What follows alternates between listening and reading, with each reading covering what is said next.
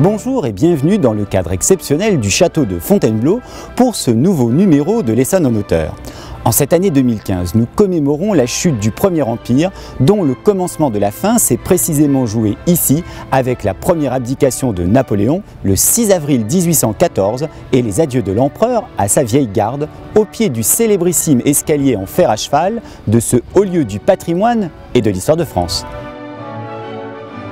Mais Napoléon Ier, qui se plaisait à désigner cette résidence historique comme la véritable maison des rois, la demeure des siècles, l'a lui-même marquée d'une empreinte plus faste en procédant à son remeublement suite aux ventes révolutionnaires. Le château de Fontainebleau offre ainsi le plus vaste ensemble d'art décoratif Premier Empire au monde et témoigne précisément de l'intérêt de l'empereur pour l'art.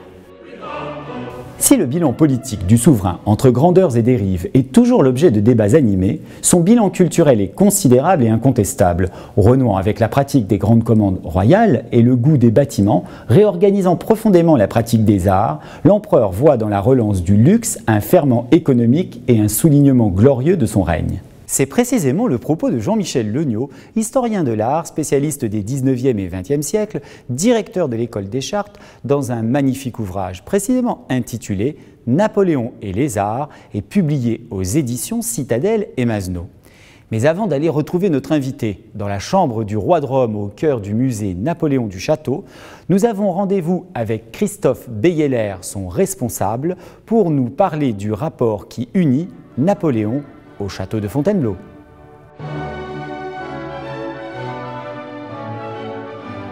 Aux yeux de Napoléon, Fontainebleau, qu'il découvre en 1803 quand il y a encore l'école spéciale militaire, c'est d'abord, et c'est ce qui le frappe, un lieu où, à page ouverte d'architecture, se devine, par l'empreinte des rois, le poids des siècles.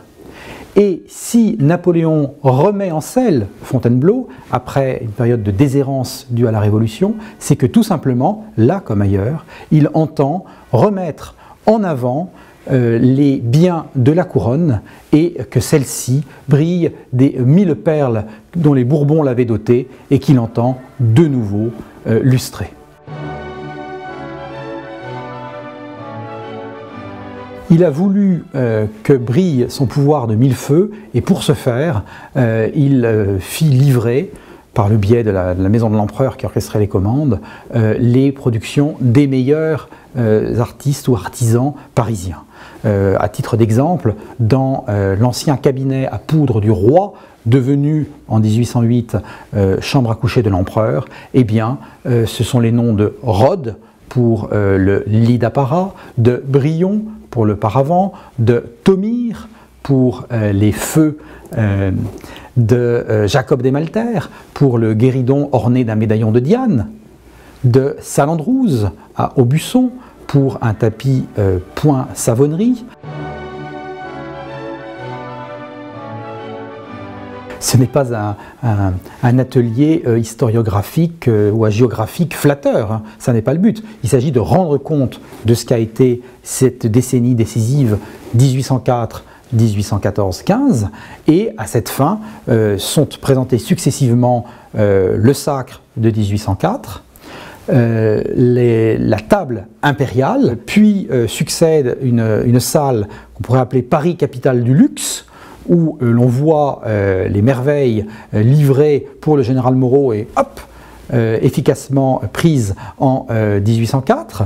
Puis, par un contraste délibéré, eh bien, c'est la vie plus précaire sous une tente militaire reconstituée pour montrer que tout relève du sabre et tant que la victoire est là, eh bien, la prospérité de l'Empire est là et inversement, quand viennent les déclins, a fortiori la quasi-disparition de la Grande Armée en Russie en 1812, eh bien, l'avalanche des revers aboutit à la chute. Enfin, c'est l'apogée apparent et c'est le mariage avec Marie-Louise qui comporte une pièce insigne qui est une allégorie de l'union de la France et de l'Autriche sous le regard de l'Europe. Puis, très logiquement, je cherche un ventre, disait Napoléon, le fruit qui est recherché de cette union naît dans la pourpre aux Tuileries et s'enchaînent 3 salles consacrées au roi de Rome. Bien. À terme, nous amplifierons le propos et aborderons la France et l'Europe sous l'œil et dans la main de Napoléon. Jean-Michel Legnaud, bonjour. Bonjour. Et merci de nous faire l'honneur de votre présence dans l'Essonne en Hauteur, qui a lui-même l'honneur d'installer son plateau au château de Fontainebleau et plus précisément dans la pièce dite du Roi de Rome. Alors nous allons commencer cet entretien sur votre somptueux ouvrage qui s'appelle Napoléon et les arts par la question suivante. Après la Révolution, les palais royaux ont subi des ventes massives et Napoléon est le premier à rétablir une forme de monarchie. En cela, il essaye de raccrocher l'Ancien Régime en remeublant systématiquement ses palais. La première question que je vais vous poser, elle a trait à un objet dans la pièce qui est le berceau du roi de Rome. En quoi cet objet, qui est extraordinaire, est représentatif des arts décoratifs sous Napoléon? Vous faites bien de prendre comme exemple d'intervention de Napoléon à Fontainebleau le berceau du roi de Rome, parce qu'il est représentatif d'abord, je dirais, du projet que Napoléon tient à l'égard des arts, qui est d'abord un projet politique. Les arts, ça sert aux politiques. Nous y viendrons, on va en parler. Oui. À la politique. C'est le berceau de l'héritier de la dynastie. Et il sera imité en cela par les Bourbons qui reprendront cette idée avec le berceau du duc de Bordeaux et puis Napoléon III avec le berceau du prince impérial. Donc il tient à montrer que les arts, il veut que les arts, c'est une idée de la Révolution, les arts servent à quelque chose, il faut que les arts servent à quelque chose, c'est-à-dire d'abord aux politiques, et les arts décoratifs autant que les autres formes d'art. Et puis il faut que les arts décoratifs soient en rapport avec les évolutions industrielles, et toutes les techniques des arts décoratifs vont en ce sens, et ce sera l'un des grands projets du XIXe siècle, jusqu'à l'art nouveau compris. Et enfin, il faut que les arts décoratifs se fédèrent entre eux et se fédèrent avec l'architecture. C'est l'un des grands desseins de Napoléon. C'est dans le fond l'une des grandes différences avec la société, la situation antérieure, qui ne poursuivait pas avec un tel volontarisme cette démarche-là. Voilà ce que symbolise le berceau. D'accord, elle est propre à Napoléon. Alors justement, vous mettez en parallèle Napoléon et le régime antérieur, c'est-à-dire donc l'Ancien Régime, la monarchie et Louis XVI. Quels sont, toujours dans l'ordre des arts décoratifs, les continuités et les points de rupture qu'on peut voir dans les arts décoratifs sous Napoléon? Il y a des continuités stylistiques, par exemple, pour ce qui concerne l'art de cour en particulier. Le goût de la pompe, le goût de la présence des bronzes, le goût de la richesse, le goût de la relation entre l'art et le pouvoir. Les arts au temps de Louis XVI n'ont pas nécessairement cette ascèse et cet atticisme que l'on voit systématiquement. Il en va de même, et peut-être a fortiori, avec Napoléon. Je dirais que l'une des grandes différences tient au projet, au changement de société. La demande s'accroît considérablement, la classe moyenne se développe, a besoin de se meubler, a besoin de notabilisation. Cette notabilisation était une des promesses de la Révolution. Il lui faut des formes d'art en conséquence, et c'est-à-dire qu'il faut dupliquer des modèles de façon industrielle et de façon plus économique. Mais alors j'ai une question un peu paradoxale comme ça, enfin quelque chose de paradoxal me vient. Souvent on a pensé que, peut-être c'est une vision simpliste de l'histoire, l'une des causes de l'effondrement de l'Ancien Régime, c'était, bon c'est une vision historique un peu légère, mais la frivolité de Marie-Antoinette, la dépense supposée qu'elle a faite dans les décors, etc. Et puis finalement, on voit que la Révolution arrive, donc on a l'impression que tout ça c'est fini, c'est derrière nous, ça ne reviendra pas, on vend les choses pour s'en débarrasser définitivement, et on s'aperçoit que le régime qui remplace est d'une pompe, vous venez de le dire à l'instant, d'un luxe peut-être bien plus inouï que sous Louis XVI, et si vous me permettez cette expression, ça passe comme une lettre à la poste. Comment est-ce qu'on peut comprendre ça? C'est lié au personnage de Napoléon lui-même?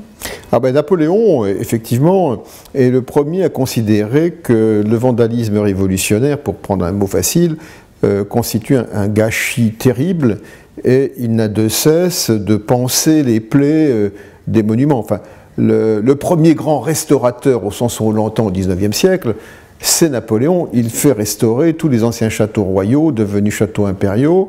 ça va du bâtiment à la forêt. C'est-à-dire c'est un projet global. Oui, mais alors comment vous expliquez, tout ça je suis bien d'accord avec vous, mais comment vous expliquez que le concernant et auprès du peuple, c'est passé complètement, enfin ça a été complètement admis, peut-être même admiré, alors que du temps de Marie-Antoinette, ça a été un reproche. Pourquoi avec l'un, ça passe et on en est même content, fier, etc. Et avec l'autre, finalement, qui précède, c'est un reproche. Est-ce que c'est lié au fait que Napoléon était un héros et pas du tout Louis XVI et Marie-Antoinette? Non, je ne pense pas que ce soit ça. C'est une image de la reconstruction de l'État, de la reconstruction nécessaire du visage de l'État, de la puissance de l'État, de la puissance impériale, de la domination de la France en Europe, de son ambition mondiale. Et donc nécessaire. Ça rassure les peuples de voir faire ça. Ça confirme les peuples, la stabilité de l'architecture. Napoléon le dit, la stabilité de l'architecture, certaines formes de l'architecture expriment la puissance et ces formes sont admises par la population. Alors, toujours pour suivre dans l'ordre de l'art décoratif, vous faites, page 382 de votre ouvrage, cette observation. Jamais l'Ancien Régime n'avait créé autant d'objets et autant d'objets diversifiés. Bon, d'abord, avant de vous poser plus précisément ma question, je fais la remarque que votre livre jouit d'une iconographie absolument exceptionnelle et que donc ce que vous affirmez, on peut le voir en pratique dans le livre. Maintenant, ma question est la suivante. D'abord, quels sont ces objets diversifiés qui n'existaient pas sous l'Ancien Régime et qu'on voit donc apparaître sous le régime de Napoléon? Et quelles sont les différentes caractéristiques stylistiques des arts décoratifs sous Napoléon? Comment vous caractériseriez, comment vous définiriez les arts, stylistiquement, les arts décoratifs sous Napoléon? Alors d'abord, les objets et leurs caractéristiques. Déjà, les objets, la diversité des objets, elle apparaît tout de même sous le règne de Louis XVI. C'est l'implication, l'invasion de l'univers quotidien, de la vie quotidienne par un certain nombre d'objets qui sont destinés à faciliter la vie de tout le monde. Et c'est le résultat d'une influence probablement, enfin c'est l'habitude que l'explication qu'on donne d'habitude, l'influence anglaise. Voilà, c'est ça. Ceci se poursuit tout au long du XIXe siècle et à partir de Napoléon, précisément à cause de la raison que je donnais tout à l'heure, qui est la plus grande demande sociale en la matière. Donc une certaine esthétique relativement sobre d'ailleurs, parce qu'il faut quand même obtenir des prix économiques, va envahir l'intégralité du mobilier, et on le voit bien encore aujourd'hui, puisqu'on en a fait des quantités de copies. La chaise, le fauteuil, le bureau, le lit, le guéridon, tous ces objets qui sont là pour donner non seulement du confort, mais une certaine notabilité bourgeoise, si vous voulez, affirmation que l'on est arrivé à quelque chose, tous ces objets ont commencé à être produits massivement au début du XIXe siècle et contribuent à donner une certaine image de l'Empire. D'ailleurs, sans dire de choses sacrilèges, aujourd'hui nous nous trouvons à Fontainebleau, mais lorsqu'on se trouve à Compiègne, lorsqu'on se trouve à la Malmaison, même au Louvre aujourd'hui, qui a réouvert sa section d'art décoratif, qui a été rénovée, on trouve effectivement le mobilier pour le même personnage, Napoléon, un mobilier identique. Le fameux bureau qui lui permet de recouvrir le plan de travail, etc. On voit bien qu'il y a, comme vous dites, une systématisation du mobilier. Et alors maintenant, concernant les caractéristiques stylistique. Est-ce qu'il y a une unité ou est-ce qu'il y a une énorme diversité? Parce qu'on pense tout de suite à l'influence égyptienne, on pense à l'influence romaine. Comment on se retrouve dans tout ce style? C'est effectivement l'une des caractéristiques aussi de l'art impérial que d'avoir admis sans vergogne et peut-être même systématisé ce que l'on va appeler au XIXe siècle l'éclectisme. C'est-à-dire la juxtaposition de tout un répertoire de formes issues d'une culture artistique et qui vont régénérer les arts décoratifs.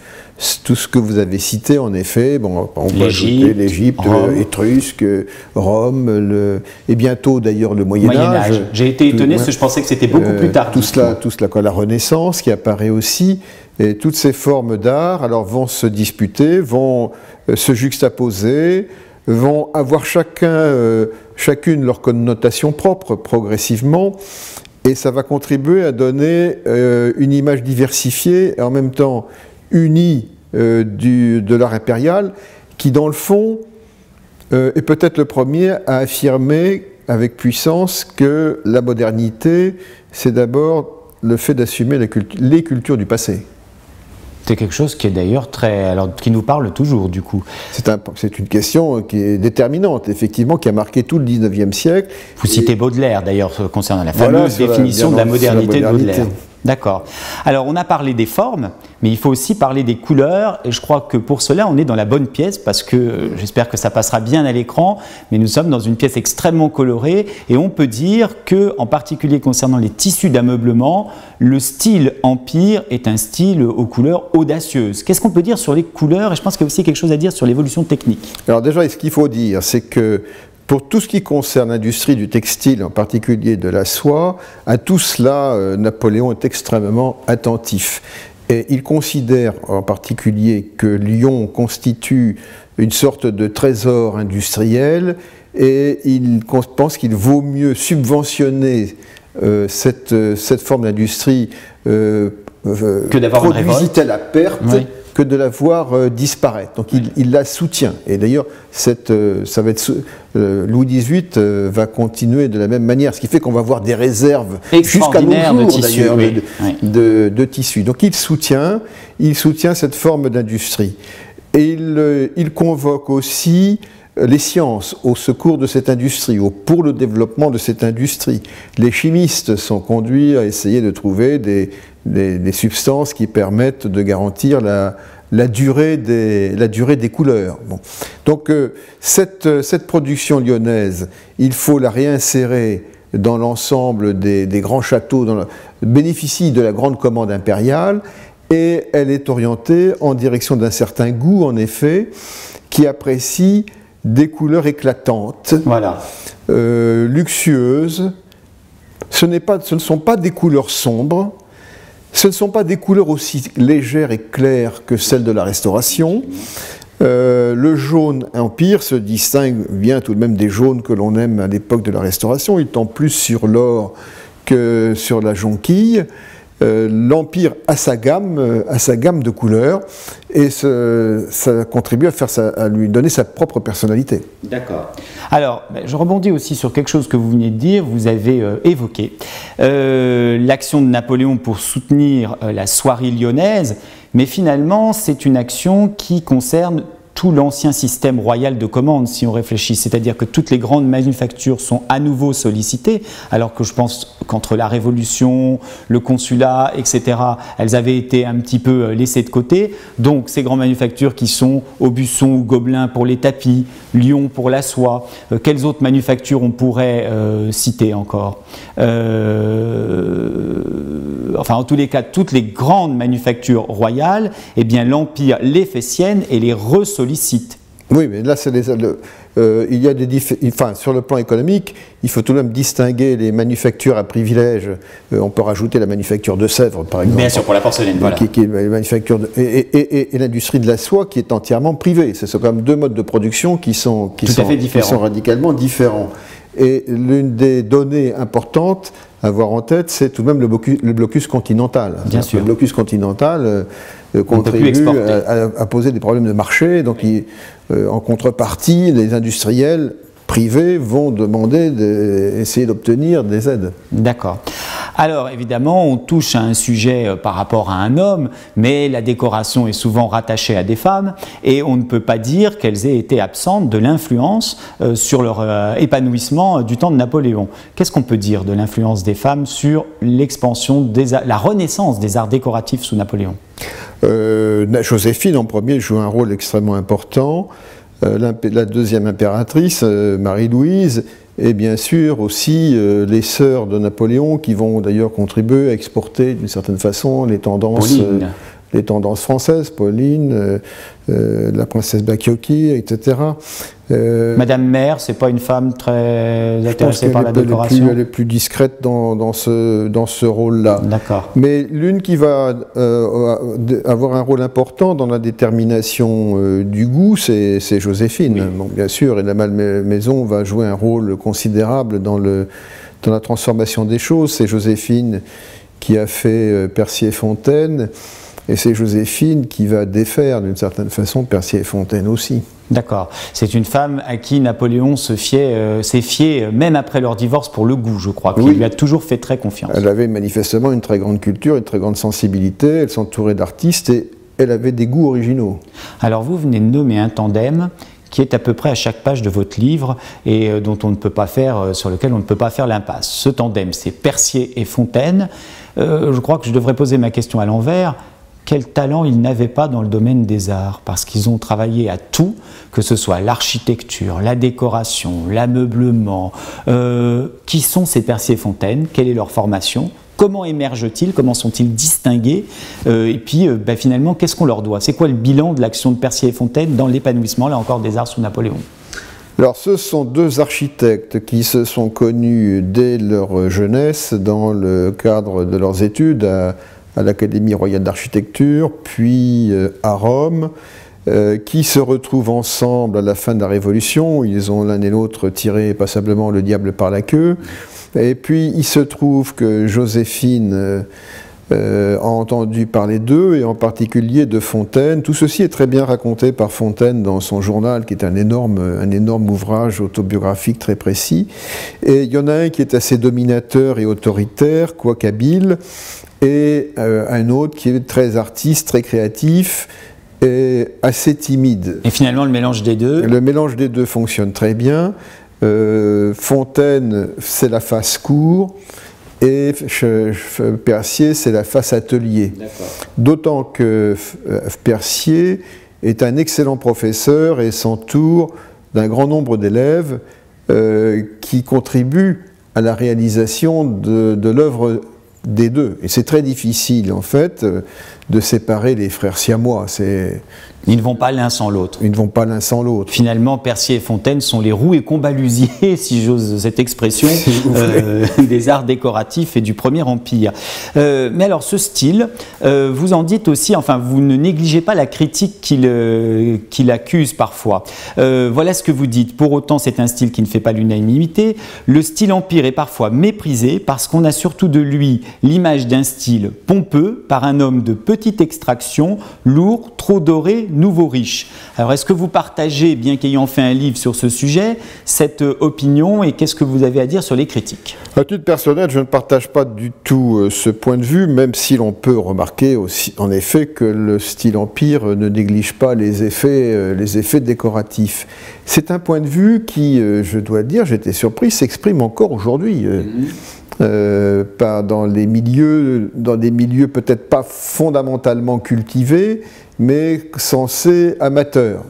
Beaucoup de gens vous disent je n'aime pas le style Empire, c'est un style de parvenu. Bon, ce sont des clichés. Puis des meubles massifs, peut-être moins fins que sous Marie-Antoinette. Riches aussi. Oui. Trop là, on décorés. Le voit, hein. Mais les clichés, c'est important, parce que les clichés possèdent une certaine forme de réalité. La façon dont la production impériale est perçue a autant d'importance que la réalité, surtout quand cette perception est une perception négative. Donc il faut bien tenir compte de ça. Même s'il s'agit de productions beaucoup plus démocratisées. Par exemple, ce qui a caractérisé ces productions plus démocratiques dont on parlait tout à l'heure, c'est, à tort ou à raison, on fait une relation avec cela, l'usage de l'acajou. Bon. Aujourd'hui, l'acajou fait riche. Oui, c'est un bois luxueux. Entre guillemets, c'est un bois luxueux, alors qu'il était beaucoup moins au début du XIXe siècle. Et cette richesse de l'acajou est portée par certains au défaut de l'art de l'époque impériale. D'accord.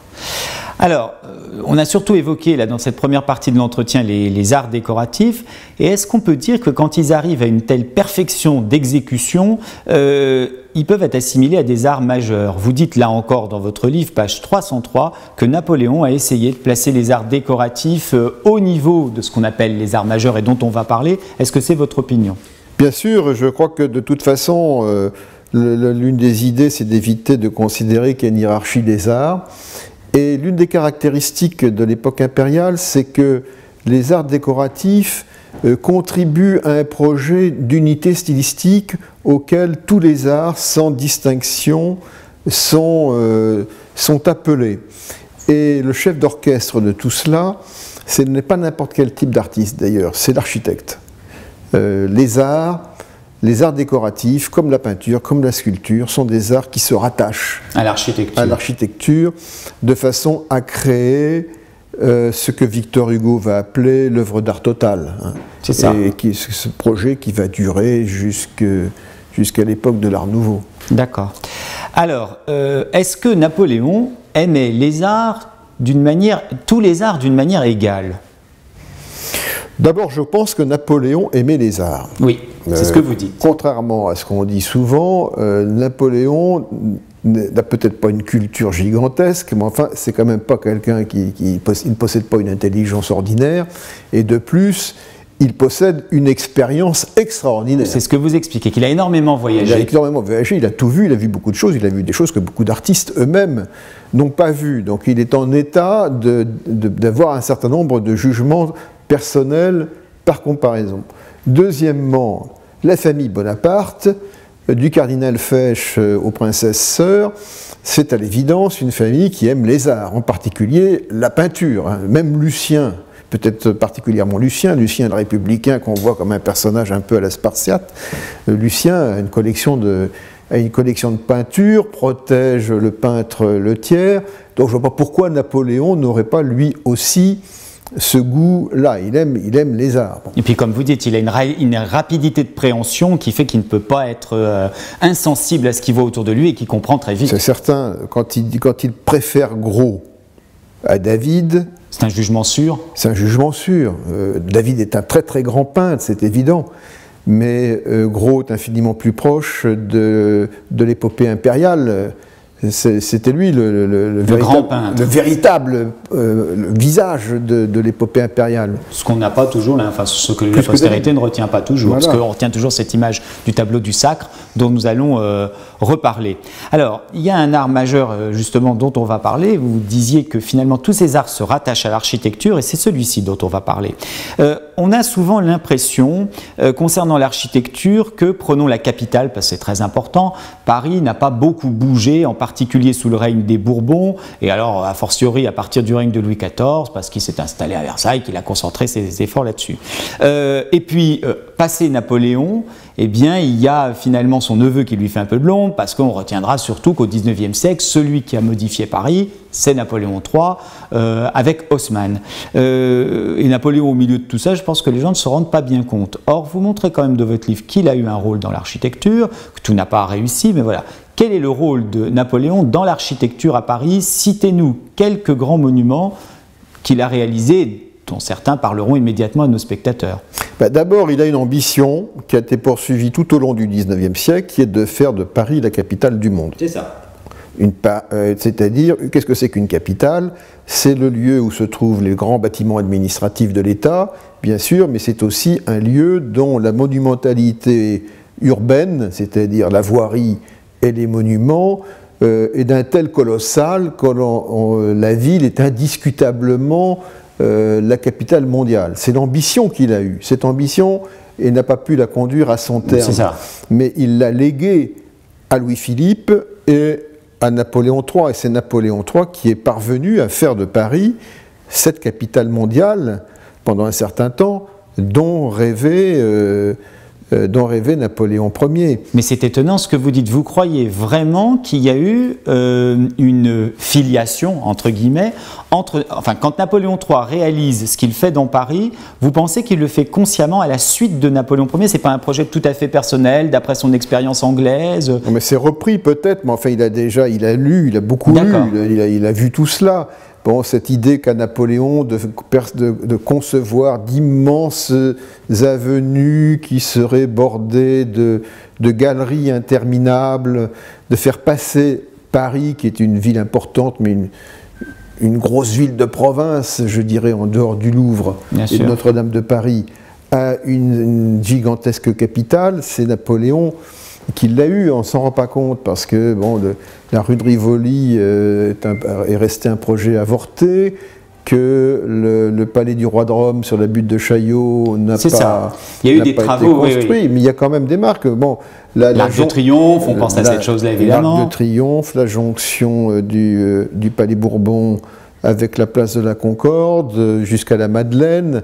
Enfin, on voit bien ce qu'était le projet impérial. Le projet impérial pour Paris, ça aurait été, mettons, multiplié la rue de Rivoli, par 10 la Madeleine, pas les Bourbons. Mais alors avant cet entretien, vous me disiez une autre chose étonnante. Vous me disiez que finalement, si on voulait se figurer le projet napoléonien abouti, il faudrait davantage penser à une ville comme Saint-Pétersbourg, par exemple. Ah, je pense qu'en effet, le véritable héritier de Napoléon dans le domaine de l'urbanisme, parce que cet héritier a tenu la parole, c'est Alexandre et Nicolas qui ont fait de Pétersbourg une ville absolument extraordinaire, avec d'immenses places, d'immenses avenues, une architecture assez basse, vous voyez, avec des galeries, une architecture néo-italienne, néo-monumentale, systématisée. Turin, à côté, c'est quelque chose du même genre, mais en beaucoup plus petit. Plus petit, c'est ça, d'accord. Alors, on évoquait aussi, concernant l'architecture, certains projets avortés, donc vous en avez cité un, il y en a deux, moi, qui m'ont frappé dans votre livre. C'est effectivement le fameux palais du roi de Rome, qui, pour que les spectateurs se figurent, son emplacement serait à la place de Chaillot, du palais de Chaillot aujourd'hui, vers le Trocadéro.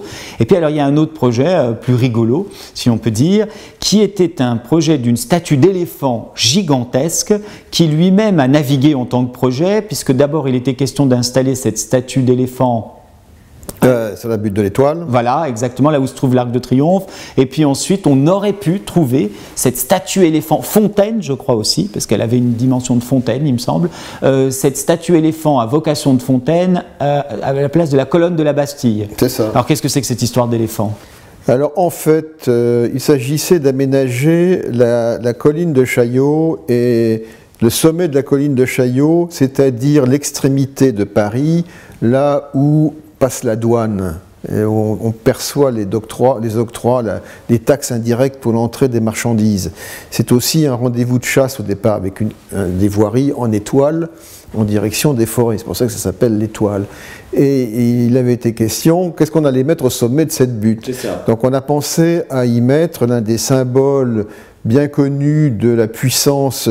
C'est un des symboles de mise au point, en particulier à l'époque de la Renaissance, c'est-à-dire un éléphant. L'éléphant qui porte la pyramide, c'est le symbole, qui porte le symbole royal aussi, l'éléphant. C'est le symbole de la puissance. Oui.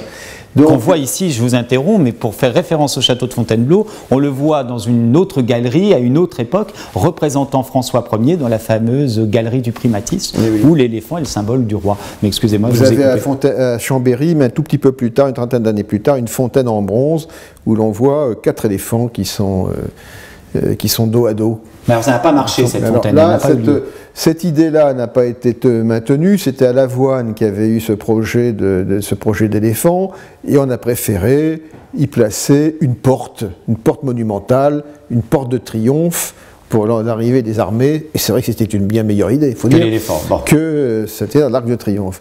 Et puis finalement, cette idée d'éléphant, elle restait quand même dans les têtes, puisqu'on a pensé que on a pensé qu'au moment où il fallait essayer d'aménager la place de la Bastille, qui elle est une anti-place, parce qu'il n'y a pas véritablement de délimitation particulière pour celle-ci, pour délimiter la Bastille elle-même, pour marquer l'emplacement de la Bastille, on a décidé qu'on mettrait un éléphant. Et on l'a mis d'ailleurs, cet éléphant, on a construit une maquette en plâtre, voilà, à grandeur. Et bon, l'idée était abandonnée. C'est-à-dire que l'éléphant en plâtre est resté tel quel. Il était là encore en 1830. Victor Hugo y fait allusion. C'est le lieu que Gavroche habite. Et finalement, l'éléphant vermoulu a fini par être s'effondrer, par être détruit. Voilà, l'idée de Lavoine était de faire un éléphant en métal, parce que c'était un pionnier de l'architecture des nouveaux matériaux, des matériaux métalliques. Alors il voulu faire un gigantesque éléphant de bronze. Alors peut-être qu'aussi c'était des problèmes techniques qui n'ont pas permis de la réalisation. De réaliser le vrai éléphant. Alors passons maintenant à la peinture, si vous le voulez bien. D'abord, 2 questions. Est-ce que l'Empire est une grande période pour la peinture, et est-ce que l'Empire ne voit pas en particulier renaître un genre qui avait alors pratiquement complètement disparu sous Louis XVI, qui est la grande peinture épique, la peinture de bataille, évidemment, puisque ça accompagne l'épopée. Que penser de la peinture sous l'Empire? C'est une très très grande époque, quand même. Quelle est l'époque qui a rassemblé autant de si grands peintres, David, Gros, Gérard, enfin, c'est quand même un rassemblement extraordinaire d'immenses talents qui peuplent encore aujourd'hui les cimaises des musées. Je crois que s'ils sont toujours dans les musées, c'est pas seulement parce qu'on a commencé à construire des musées au moment même où eux peignaient, de façon que ça abritait leurs œuvres, mais c'est parce que leurs œuvres sont faites pour rester dans les musées. Donc c'est quand même une très très grande époque. Ce qui a été porté à l'encontre de la peinture impériale, oui. C'est une discussion à caractère passablement idéologique sur la relation, et qui vient d'ailleurs de l'historiographie anglo-saxonne, sur la relation entre peinture et politique. On a dit la peinture, une grande partie de la peinture des commandes de Yvan Denon ne font que de la propagande en faveur des armées impériales. Bon, d'une certaine façon, c'est vrai, enfin, les vaincus parlent de propagande et les vainqueurs parlent d'histoire. Bon, la peinture impériale marque une partie de l'épopée impériale, mais l'intention ne suffit pas pour dénigrer la peinture en question, qui possède tout de même en soi une force considérable. Et alors, parmi ces tableaux, il en est un, bon, je crois que personne en France ne peut l'ignorer. Vous commencez d'ailleurs votre livre par une analyse de ce tableau, et on va vous demander de nous en donner les clés en ce moment. C'est un des tableaux les plus célèbres, qui est évidemment le tableau du Sacre de David. Pourquoi vous avez voulu commencer votre livre sur la relation de Napoléon et les arts, précisément par ce tableau? Qu'est-ce qu'il dit de cette relation? D'abord parce qu'il montre... Il montre le moment fondateur de l'Empire. Bien sûr. C'est une œuvre qui est mi-commande publique, mi-initiative privée de David, de la part d'un peintre qui a toujours suivi le politique avec une constance sans pareille et une infidélité totale, proche de Robespierre, proche de Napoléon. David aime les pouvoirs forts. Cette peinture aussi, c'est ce qui me fascine, possède un caractère absolument, c'est une dimension colossale, c'est presque un décor de cinéma, si vous voulez. Et finalement, l'une des caractéristiques de cette œuvre, et de l'Empire aussi, c'est qu'on est de plein pied avec l'épopée, on est dedans. On est dans le tableau. En regardant le tableau, on est dedans, parce qu'on est confronté à une scène... On a l'impression d'être soi-même invité à la cérémonie, quoi. Scène absolument extraordinaire. On est à l'échelle, et les personnages du tableau sont aussi à l'échelle, pratiquement, de cette composition. D'ailleurs, David a eu ce projet de faire circuler son œuvre, de la montrer comme une sorte de... Vu sa taille, ça devait être un peu compliqué. De diorama. Oui, d'accord. Mais alors justement, concernant cette relation de Napoléon à la peinture, est-ce qu'on peut dire que Napoléon, de tous les souverains qu'a compté la France, y compris Louis XIV, et c'est pas peu dire, c'est celui qui a eu la relation la plus politique à l'usage de la peinture? Oui, certainement. Des arts, de toute façon, des arts en général. Des arts en général. Mais à travers la peinture plus particulièrement. À travers la peinture plus particulièrement, parce que c'est la plus facile, c'est la plus immédiatement compréhensible. Mais c'est un projet, c'est une idée qui a déjà été développée par la Révolution. Il faut que les arts soient utiles, il faut que les arts instruisent le peuple, élèvent moralement la conscience civique. C'est ce qui explique Quatrebert de Quincy, oui. C'est ce qui explique Le Breton à la tête de la classe des Beaux-Arts. En 1809, on invite l'Institut à faire le point sur le progrès des arts, des sciences et des lettres, en particulier des arts, et dans ce rapport, la peinture occupe une place considérable. Et que dire alors cette fois-ci de la sculpture? Instinctivement, on a l'impression que la sculpture sous l'Empire, bon d'abord elle s'inspire énormément, là encore, enfin qu'il y a une influence romaine qui est très forte, et qu'elle a aussi un instrument de propagande, peut-être un petit peu plus fade à cause des coloris que la peinture, mais est-ce qu'il y a quelque chose de particulier à souligner concernant la sculpture sous l'Empire? La sculpture, d'abord, reste la mal-aimée des productions artistiques de cette époque, ce qui est absolument inconcevable. Enfin, encore aujourd'hui, on est prêt à sacrifier des productions plastiques de cette époque, qui a quand même formé David d'Angers, Rude, Pradier, c'est-à-dire les plus grands sculpteurs des 60-70 premières années du 19e siècle jusqu'à Carpeaux non compris. Et les productions de l'époque impériale sont quand même très importantes. Alors pourquoi est-ce qu'on les aime moins? Et puis, il y a Canova aussi quand même qui est omniprésent, qui marque de son ombre italienne et de sa grâce une grande partie de la production française, bien que les Français soient jaloux de Canova. Mais peut-être ce qui déplaît, c'est le côté un peu hiératique de certaines productions. C'est ça. Et peut-être un peu écrasé par les arts décoratifs, par la peinture, etc. Peut-être écrasé par les autres arts. Avant de nous quitter, il y a une question qui me taraude et que j'aurais pu vous poser au début de l'émission, mais je souhaitais la poser en conclusion. Votre livre s'appelle « Napoléon et les arts » et il ne s'appelle pas « Les arts sous l'Empire ». Pourquoi Napoléon et les arts? Parce que j'ai voulu... Un titre, c'est un choix, hein, entre une infinité d'idées. Mais il dit quelque chose, il n'est pas choisi pour juste comme ça. Ce que j'ai voulu dire, c'est que j'ai voulu marquer la relation personnelle entre Napoléon et les arts à cette époque. Les arts à l'époque napoléonienne, ce n'est pas le produit d'un système, ce n'est pas le produit de la fin de la Révolution, ce n'est pas le produit d'une société nouvelle qui sort comme le papillon de la chrysalide révolutionnaire.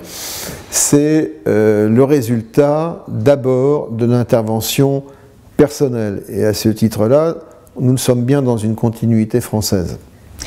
Eh bien écoutez Jean-Michel Legnaud, je vous remercie à nouveau d'être venu au château de Fontainebleau à l'invitation de l'Essonne en Auteur. Il est difficile de faire le tour de toute la nuance et de l'étendue du propos de votre livre, mais notre émission est une invitation à justement le compulser, surtout que j'insiste à nouveau là-dessus, l'iconographie en est extraordinaire.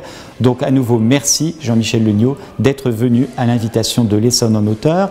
Nous prenons congé de nos téléspectateurs en leur disant au mois prochain pour un nouveau numéro de l'Essonne en Auteur.